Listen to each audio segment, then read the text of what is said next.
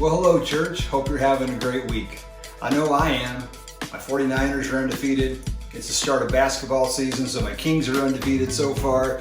But we all know that life doesn't always go perfectly. And last week we talked about hitting the wall. Those times in our lives that sometimes God causes, but sometimes it's just life happening to us and sometimes us happening to ourselves.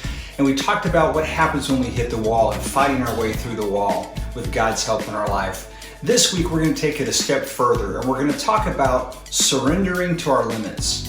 Because it's in those times where we hit the wall, it's in those times of grief and loss and pain where we find out that we can't do everything, that we're not Superman, that God intentionally built in limits. You know, I had a dream as a kid to be an NBA player. Wanted to play for, we didn't have the Kings in Sacramento at that time, so I didn't really have a team, but maybe the Lakers, Showtime back in the 80s. But I wanted to be in the NBA.